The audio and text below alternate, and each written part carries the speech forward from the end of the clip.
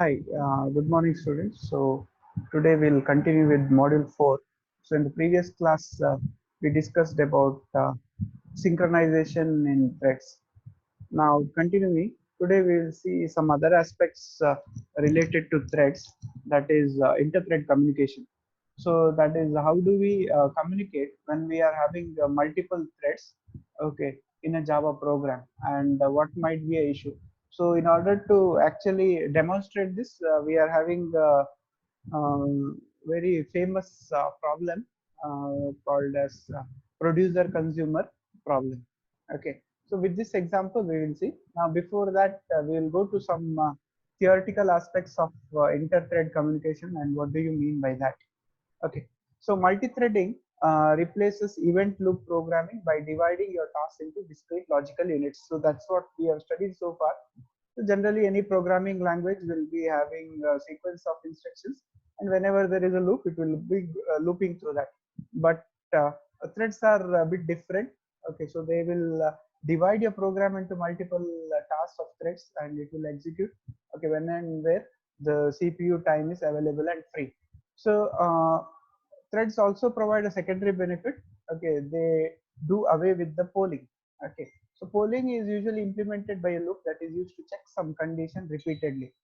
Okay, so once the condition is true, then appropriate action is taken. So looping through always actually takes more time of the CPU. So the advantage of threads is that we will actually save more of the CPU time.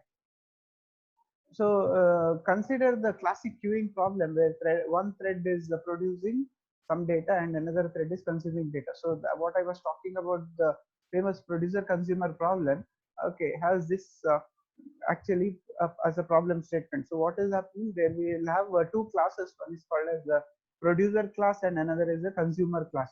So the producer class will be producing an item, okay, and the consumer class will be having logic to consume that item.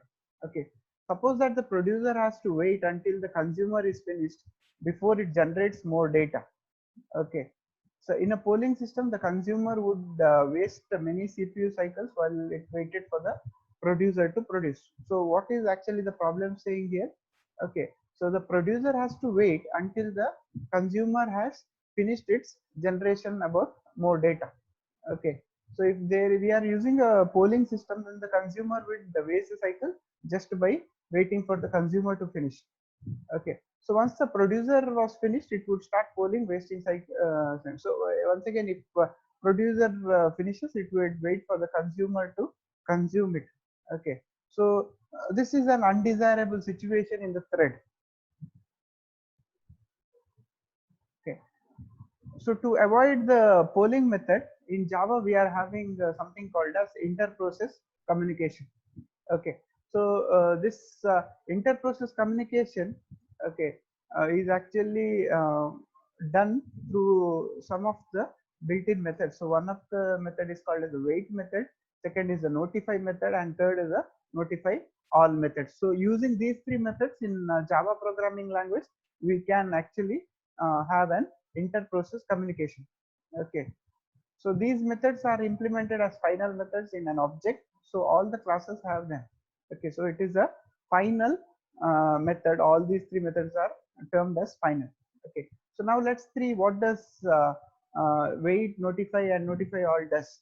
Okay, so the statement of wait, if we are having a wait method in a program, this tells the calling thread to give up the monitor and go to sleep until some other thread enters the same monitor and calls notify. Okay, so what does it do? So we are having imagine a object which is acquired a monitor. So okay, so if you invoke a wait, it will tell that object to go to sleep. Okay, and when it should come back when another notify statement it has got. Okay, so if you see notify, this says that wakes up a thread that called the wait on the same object. So once you give wait, it goes to sleep. Once you notify, okay, it again wakes up the thread which is actually invoke the wait method for the same object. Okay, so if there are multiple objects which have undergone wait, Okay, then to wake all of them, there is another method called as notify all. So using this method, you can actually wake up all the threads. So this is a syntax of all the three methods. Okay, so wait will have a final, and the return type is void, and it throws an inter-thread exception. Okay, and this is final void notify and the final void notify all. So these are the three methods and their syntaxes. Okay, so now let's focus on the producer consumer problem.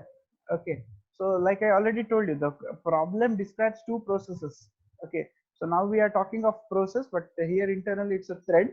Okay, the producer and the consumer, these are the two processes who share a common fixed size buffer.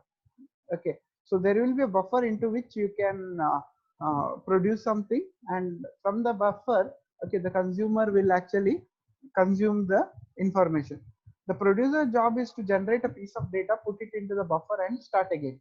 Okay, so that is the role of the producer. So what it will do, it will produce some data and put it in the buffer. What does the consumer do? The consumer is consuming the data, that means removing it from the buffer one piece at a time. Okay, so this is important. Only one item can be accessed from that buffer. Okay, so there are some conditions of this producer consumer problem.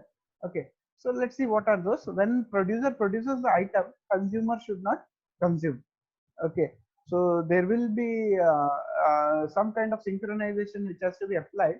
That means while the producer is producing, consumer will not consume. Okay, when consumer is consuming, producer should not produce.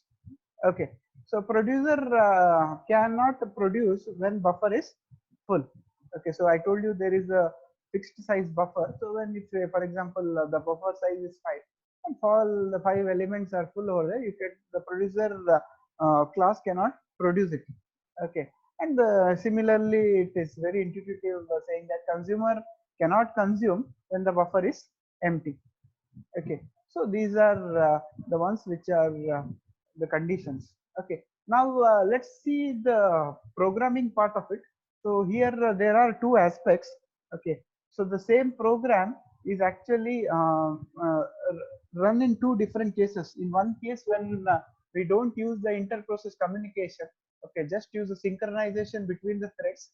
Okay, what will be the problem and why this will be a wrong implementation of a producer consumer problem, and in the later we will just modify the same program and see that how actually wait notify is used to actually have an inter process communication and make sure that the producer consumer problem is a proper one. Okay, so let's see here the main class we have given is as a PC. Okay, that is PC stands for producer consumer. So here like I told you, one class is called as a producer, and another class is the consumer class over here, and this is the producer class. Now in order to maintain the buffer, I am having a class called as queue. Okay, class called as queue. Now if you see this queue here, there are two methods. One is called as the get method and another is called as the put method. So here it's very simple. What we are doing is we are taking any number n. Okay, and the put method will add a number. Okay, and get method will actually access that number. Okay, and then the two classes, producer and consumer. Okay, here threads will be created. Okay, and the threads will start by using the start method. Okay, for the producer, then there will be a run method. So inside the run method, okay, I am calling the put. Okay, so put, because producer means you have to put the item into the queue. So that's why inside the producer class we are invoking the put method. So what is the put? You are just incrementing the I value. Okay, so I value is nothing but, okay, whatever value we had over here. So initially I was 0, so you increment the value and put it over there. Now coming to the consumer part. Okay, so consumer also we create another thread over here using the start method and give the name of this thread as consumer. Okay, then the start method will invoke the run. So as you can easily understand that in the consumer part we are invoking the get method. So what will the get method do? So it will access the previous value of I which was inserted into the queue. So that is over here. Okay, so this is a simple program. So if you start invoking, so here they invoke the object for the class Q. Okay, then the producer class is invoked, then the consumer class is invoked. Okay, because initially the producer has to produce the thing. So now let's see. Okay, uh, in the editable program how it works.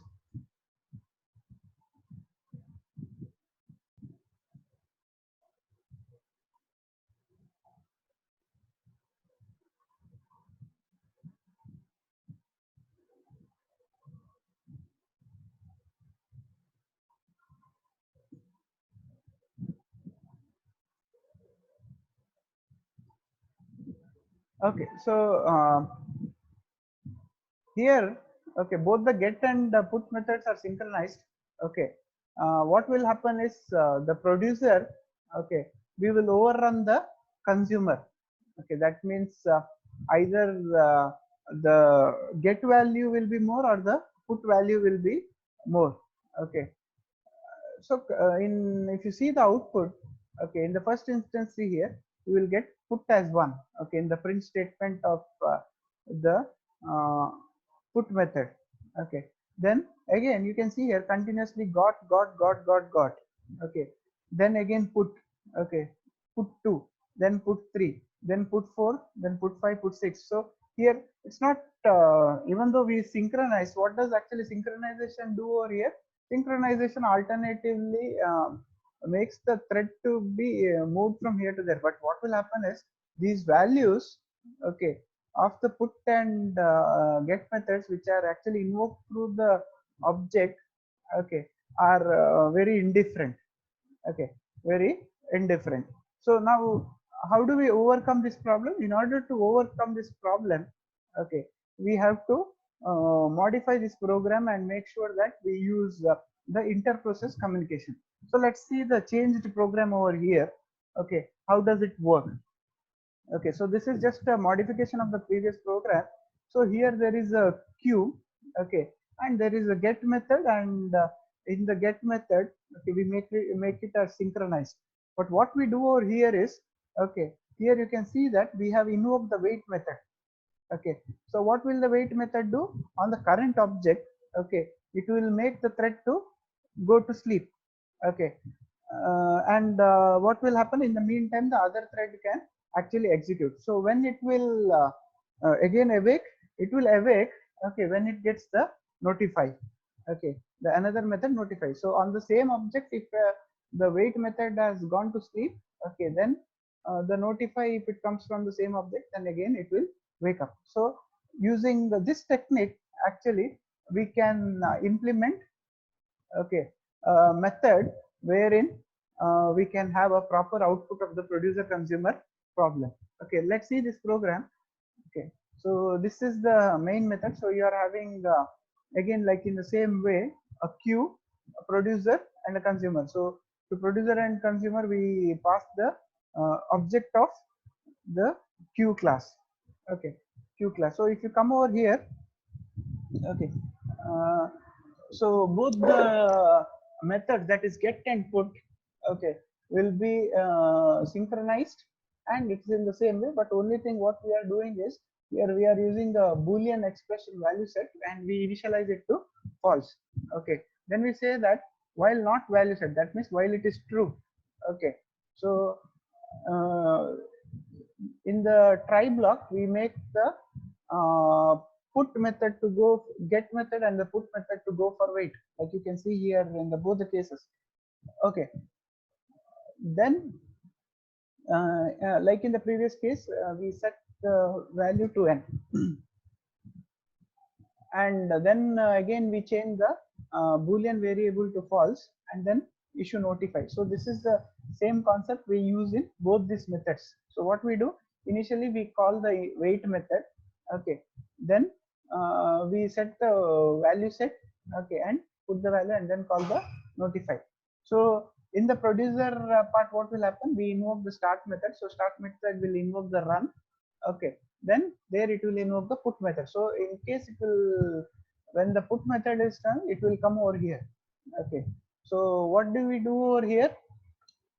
Okay, so initially what is the value set? It is set to false. Okay, then in the try block it will go to wait. That means this producer which has the queue, okay, will now make the object to go to sleep. Okay, and then it will notify once we come over here.